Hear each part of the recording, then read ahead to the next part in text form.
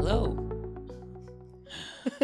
How are you, Cristina Villalón? Hi, Rick. How are you? Well, so again, I know you don't like my lists, Mm-hmm. but what happens is that we're getting some feedback from the audience, and I'm getting actually specific questions. Mm-hmm. So What are um, we talking about today? today we're going to talk about branding, Mm-hmm. okay? Specifically branding in this for design firms. Okay. So I have my trusty List. list. And I have to say that this time around it was actually pretty cool because I not only got a specific and direct questions to you and I, Mm-hmm. but I also have some recommendations from the people. So I Branding recommendations? yes, but Cool. not for us, but like they were commenting on, hey, Mm-hmm. these are some things that we believe architecture and design firms should do. Cool. Some of them I agree, others I might not agree as much, but we're gonna talk about it. So but I want to go back though, because the truth is that in my experience, when I went to, I think we talked about it before, but when I went to architecture school, obviously branding is something that was never mentioned. Mm-hmm. Um, my perception of Wasn't art, a course. well, it wasn't a course, obviously, but my perception was that branding was something that wasn't necessarily related to architecture, is that you became so well known because of your talent Mm-hmm. that that's how people got work, right? You're so amazing.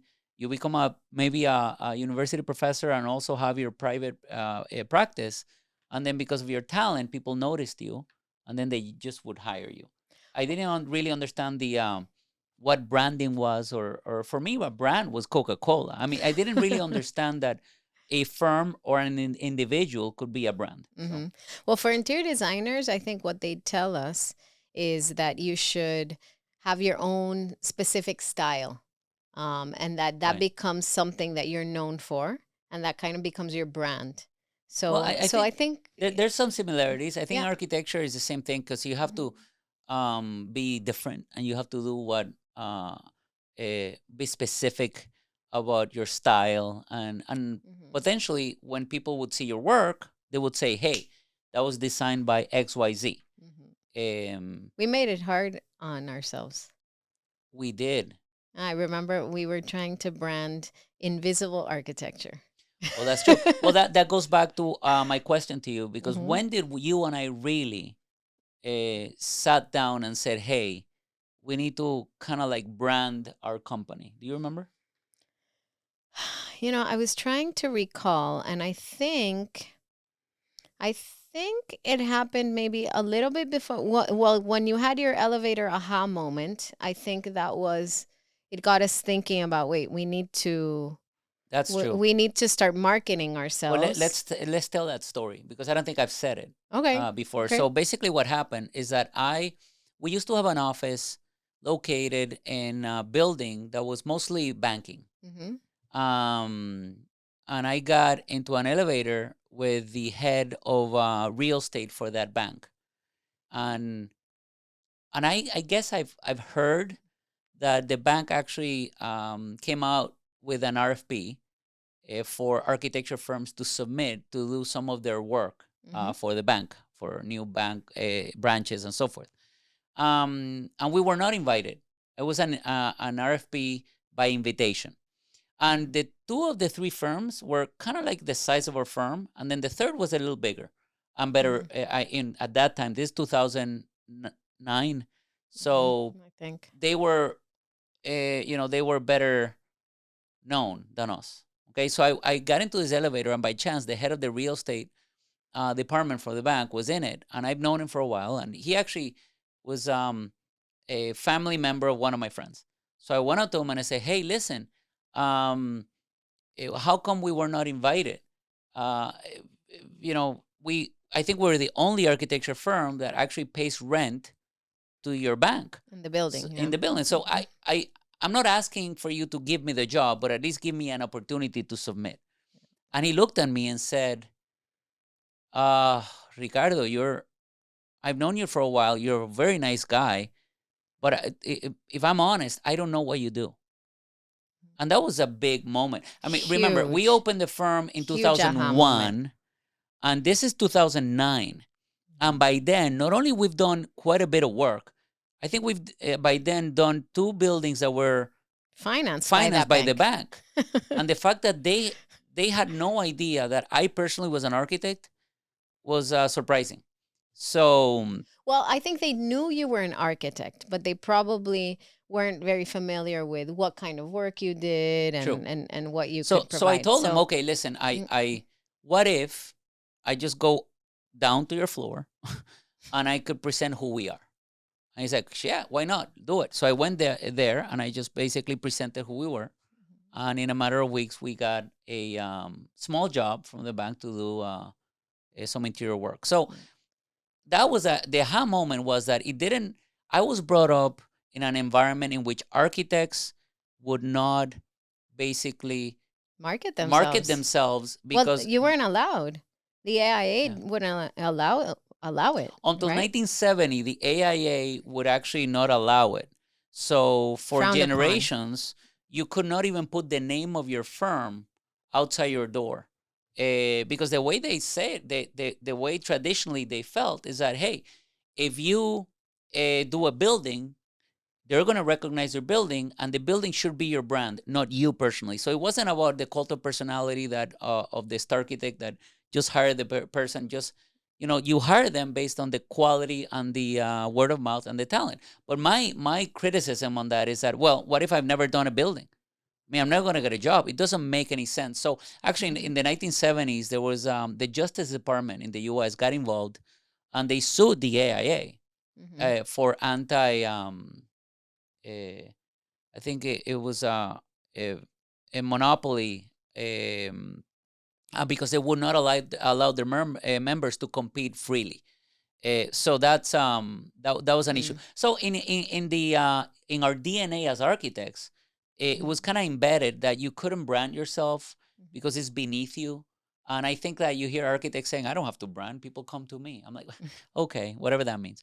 It's a little different. I think for interior designers, Yeah, it was a little different absolutely. because you wanted to showcase your style or your yeah, I would say your style Yeah, in interiors, and that way people would look for you for that specific style. correct. But I think the challenge that both you and I that we were both having, this is I think even before we had officially merged Right. our firms, is that philosophically we both felt that as designers Yeah. we were here to serve our clients and that ultimately we were facilitators, and it didn't matter what my specific style was.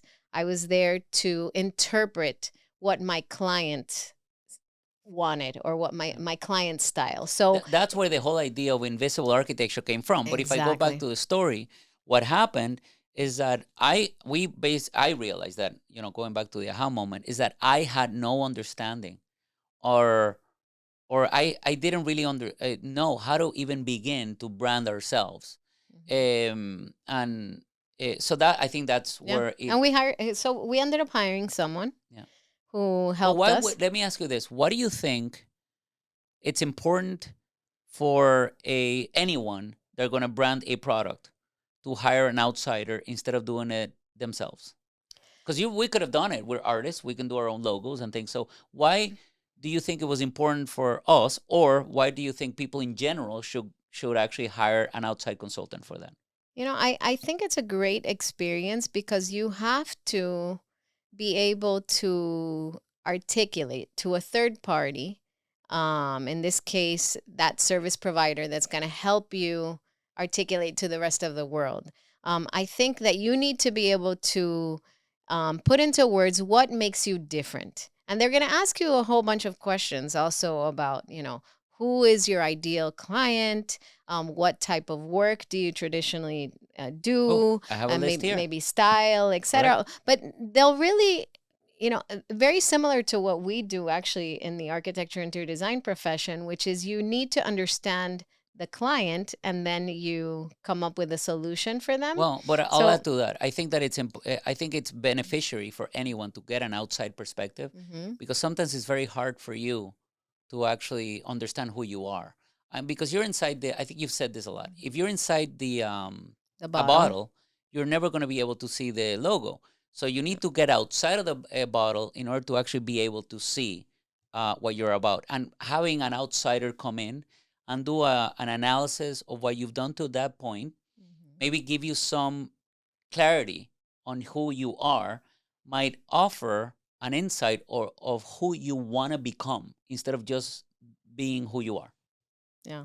I think Simon Sinek, who I love, Mhm. he tells this story about. Which she finally met, by I the way. met him the other day. I have It a was so exciting. picture. Very nice guy, by the Very way, I have cool. to say. He was outstanding. Exciting. But Very anyway, humble, very hmm very approachable. yeah. But Wonderful. he says that you should do this exercise where you call up your best friends Yeah. and you ask them, why are we friends? And then they're gonna be like, oh, you need to keep pushing. Yeah. No, okay, but why? But why? And eventually they will articulate what they value about you Mhm. and your friendship. And I think the branding exercise is something similar to that, because someone else will be able to articulate why the service that you provide is important to them. Like what's the actual value that you're bringing to the table? And sometimes we have blind spots, Yeah. especially with ourselves. Mhm. I think it's hard for us because usually when you have a talent for something, you kind of take it for granted. Yeah. So because it comes easily, you might think, oh, anybody can do it, but not necessarily everybody can do it, So having someone else point it out, I think is a great exercise. Having a third party come in and, you know, as designers, I know that we think we can do this, but I always say, in Spanish, al César lo que es del César. Right, right. Why don't you translate that, Cristina? Um, To Caesar, what is Caesar's? yeah, but it just does It not just doesn't. translate. It doesn't translate. But you're right. Mm, The thing is that instead of actually assuming that you could do it all, it's important to actually be able to bring an outsider yeah. to help you in that process. So I can say that for me, when we talked about branding, I always felt that it was a little. Uh, I don't know what the word I'm looking for, but it wasn't deep enough. Like, oh, Superficial. superficial. You're Okay. right. But as we began that process, it was a lot. It had a lot to do with us finding out a lot about ourselves Mm-hmm. instead of only what is it that we want to sell, Introspection. which is Inside out. You got to correct. look in and figure out what are you really about. And Yeah. I think that was the most valuable thing, at least Mm-hmm. understanding a couple of things, I would say, and then we can get into the list. But one of the Mm-hmm. things that I learned about myself is that for the first 7 years or 8 years of my experience being a professional architect, I was always trying to be something I wasn't, because I saw what other architects did as their business plan, and I Mm-hmm. figured that was the way to do it in order for you to be successful. Like the blueprint. You thought that was a Yeah, blueprint? it was a blueprint. So I didn't really understand that everyone has their own path Mm-hmm. to success. And if your path is a little different, doesn't mean that you're not going to be successful. If you didn't do XYZ, that doesn't mean that you're not going to be successful ultimately. So the best thing that I got about that experience is actually, I would say, my second aha was understanding that I was not being truthful to Mm-hmm. who I was. And if I wasn't truthful to who I was never going to be completely genuine on what services I wanted to ultimately provide. Mm-hmm. So And leave the fear aside, because I yeah, think in the beginning of your career, I know this because I'm married to you, she knows it, and I think this happens to all professionals. but mostly You to don't. me because I'm married to her. You don't know where your next job is coming from. Yeah. So you think you have to say yes to everything, because if you don't, what if I don't get another job? What if Mhm. nobody calls me for the next job? So it's hard in the beginning to say no, and you say yes to everything. And the And first and 7 years of eh, my experience, I said yes to so did I. everything. I So did had I. no plan, I had no Mhm. direction. I was just, whatever job shows up, we would say yes to. And in a way, there's three levels. And I think, just to continue what you're saying, first you need to, supposedly uh, survive, right? Mhm. And then you need to thrive, right? Mhm. So it's actually two, not three. Too I was like, I don't know. I I don't know what wasn't you. sure where you're going with this. I That's why have I no wasn't I idea. wasn't helping Oh you no, because I was stuck. no, but I remember why I said the third, because you could, if you don't thrive, you will become extinct. Right. So, architecture, That's the book in the works. yeah. So Little thrive, plug there. survive, or be extinct. Now, Hmm. we were basically surviving, and the problem Uh-huh. with surviving is that every time you did something, you had to almost start from scratch. Yeah. Hmm.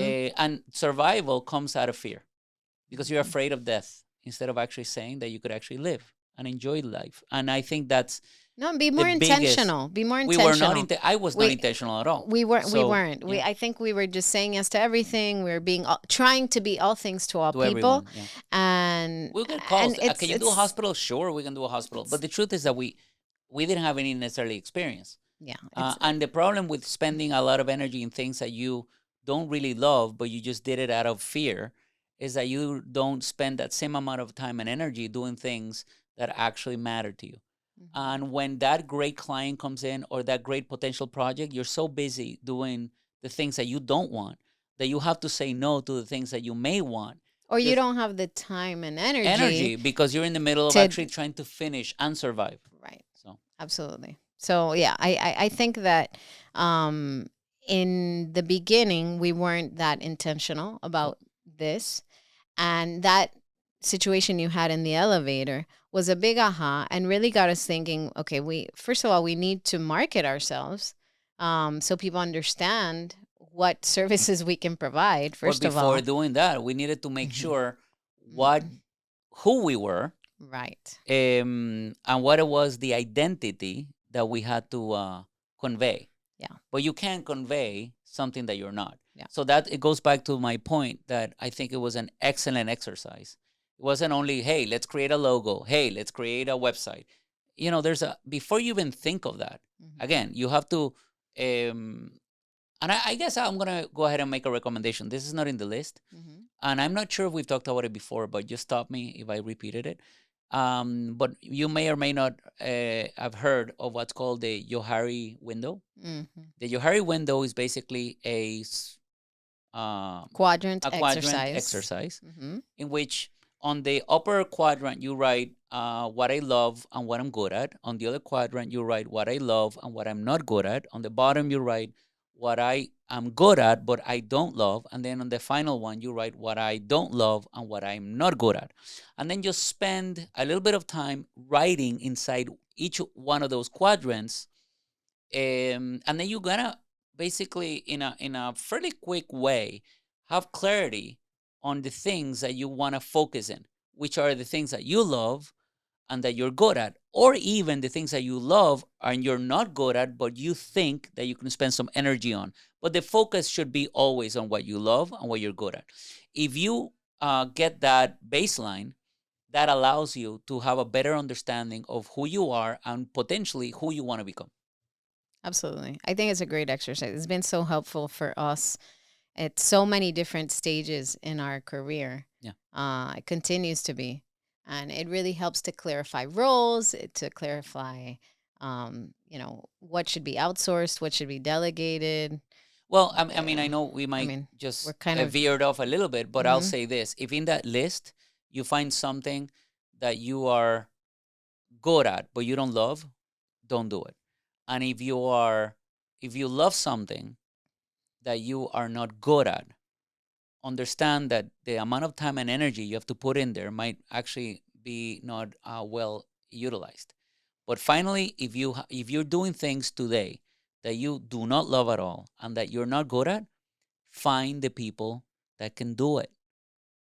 There might be someone that loves that and it's actually good at it, and there's no reason why you have to be everything to everyone. And I want to go back to this because I think architects and interior designers, for whatever reason, they're brought up or educated to think that they can do it all.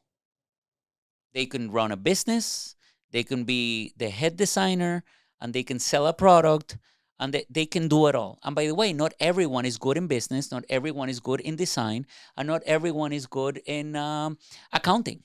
So you have to Mhm. identify what you're good at and bring in the pieces that are going to complete that puzzle for you instead of trying to be everything, not only for yourself but also to everyone else. So when we did that exercise in 2000, maybe 10, we started.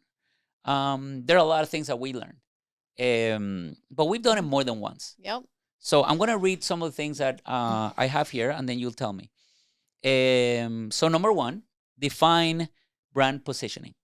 Okay, we talked a little bit about that, and for that you need to look within, do introspection, and try to find out what sets you apart as a professional. It could be, stylistically, it could be sustainability, it could be urban design, it could be, I don't know, historic restoration, any of that stuff. But you have to identify what sets you apart. Number two, identify your target audience. Who are you gonna? If you know what sets you apart, now who could you be surgical to? And who is the target audience you want to basically reach your product towards to? Yeah, and when I think that exercise of identifying the ideal client profile, if you could even come up with like an avatar of what's this person's name, and this, picture this person in your mind. What's their name? What's their age?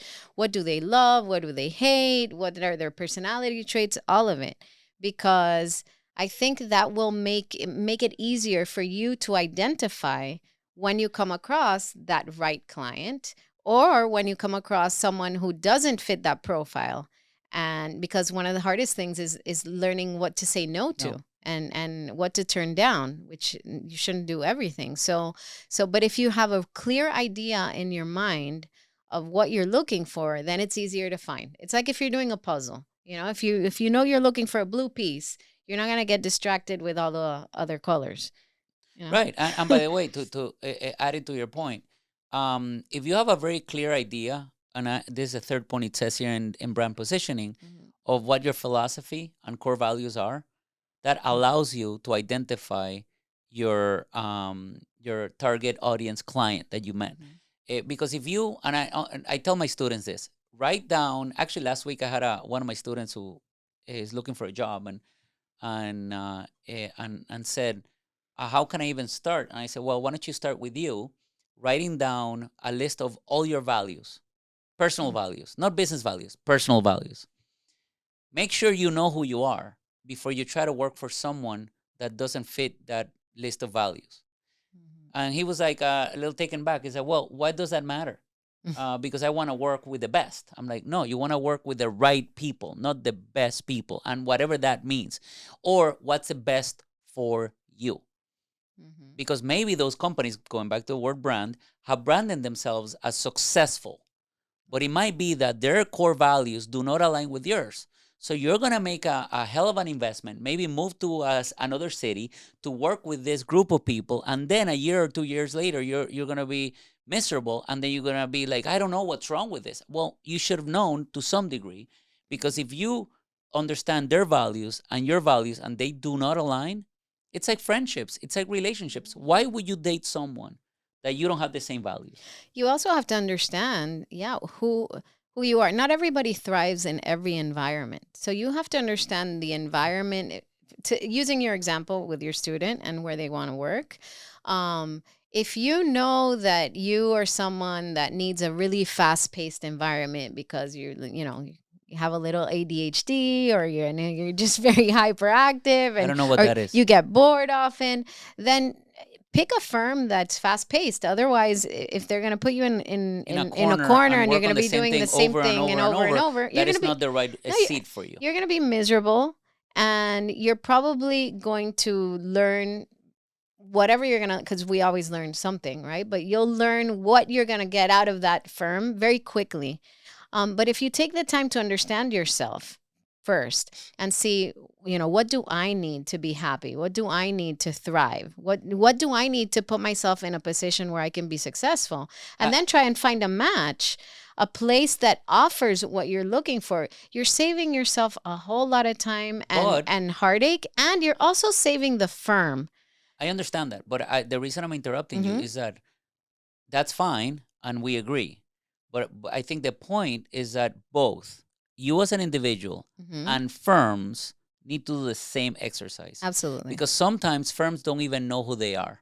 Mm-hmm. And if you're going to look within and you're going to look at your values and you're going to identify a firm or a company to work with, it is very frustrating when you get there and they claim there's something and they're not that. Agreed. So if we go Agreed back to 100%. branding, And it has to be aligned. So spend energy when you want to position yourself, do a brand positioning to really know who you are. We talked about it. mm-hmm. What is your what are your core values?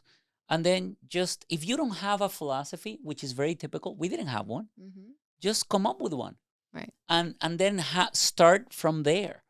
And it's gonna basically change, but at least have a base that allows you to, from there, go everywhere. Because if you have a clear understanding of what sets you apart, and if you have a clear target audience, and you know your philosophy, your core values, now you're gonna be able to do everything else from create a brand identity, identify what's your story, Mm-hmm. because you need to have a very clear story. And Okay. then those things will only be, uh, worth anyone's time if you take a certain amount of time and look within and do introspection. Yeah, I just wanted to say that this is not necessarily an easy exercise. Oh, It takes a long time to know yourself, as an individual and as a firm. yeah. And I think at times, And you're able to change yeah, also. and you Well, can. I wouldn't say change, but I think modify. the essence of you will remain the same, Right. but there might be things that over time you didn't articulate initially, and eventually you get there. So I'll give an example with us. I think it took us a while to articulate that we were a very fast-paced and high-performance culture. And for many years, even though that's what we were, like our actions were showing that that's what we weren't articulating it.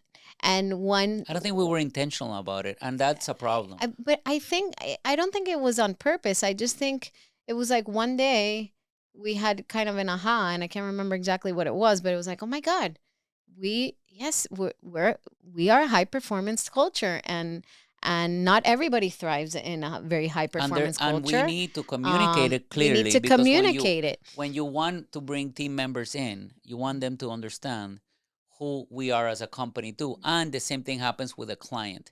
If a client is not the type of client that makes decisions quickly, that client is not going to be happy working with us. Mm-hmm. And we're not going to be happy working for them. Yeah. So it helps at three levels. It helps you individually.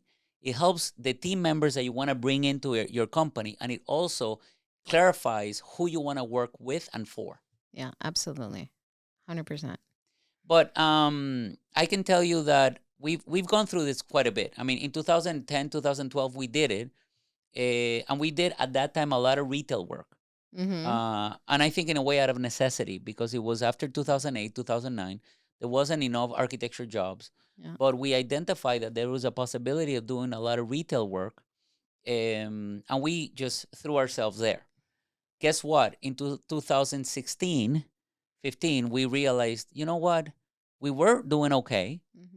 but we were not It's not. loving it. It's not what we loved. We were good at it, but Mhm. I didn't love it. I Yeah. didn't love it at all. I felt that it went against our vision as a sustainable vision as a Mhm. company. When you do a lot of retail, what happens is that in many of these malls and shopping centers and so forth, they force you to remodel every 5 years.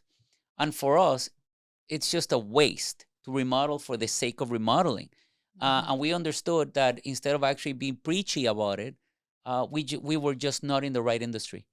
But it isn't easy when you spend 4 or 5 years branding yourself I'm becoming an and expert. becoming an expert, and actually not only becoming an expert. If we were Yeah, we were recognized as a top recognized retail nationally firm. and internationally as a Yeah. top retail firm, but inside we were very unhappy. Yeah. How do you say no Mm-hmm. and say, you know what, from now on, we're not going to do this work anymore? And then basically start over to some degree, because that's what happened. And I think you already said it. The hardest thing is actually learning how to say no. But it all starts with introspection It all starts with and really thinking about it, and understanding who you are, which is, I think very appropriate here on the Inside Out podcast. Again, going back to, if you don't know and you're not taking if you're not taking care of yourself internally and actually being self-aware and allowing yourself to be self-aware, you're not going to be able to be successful. True to yourself. You have to be true to yourself, and the same thing happens with companies. So when you're looking for branding, that brand has to be an extension of the leadership. And like I said, I mean, I think you said it best before. Just saying yes to anything that shows up out of fear, will just will make you very unhappy. Same thing with friendships. I mean, you can have all sorts of friendships, but not every friend you can travel with, right? Some friends are awesome, but you cannot travel with them. Well, some clients are great, but they're not for you. And you can remain friends, but that doesn't mean we're the right firm for them and for their services. And they should identify a firm that values what they do and actually feels that they get some value from a firm like ours. So there's a problem, though. There's a lot of information in branding. We're going to have to break it up. We're going to have to break it up. So what if we finish our podcast for today, and then next time we talk about specifics of what we recommend people should do, and then some of the examples of what we've done, some that didn't work and some that I'm hoping that did. I think that sounds good. So, okay, so thank you for listening. And remember, transformation begins from the inside out. See you next time.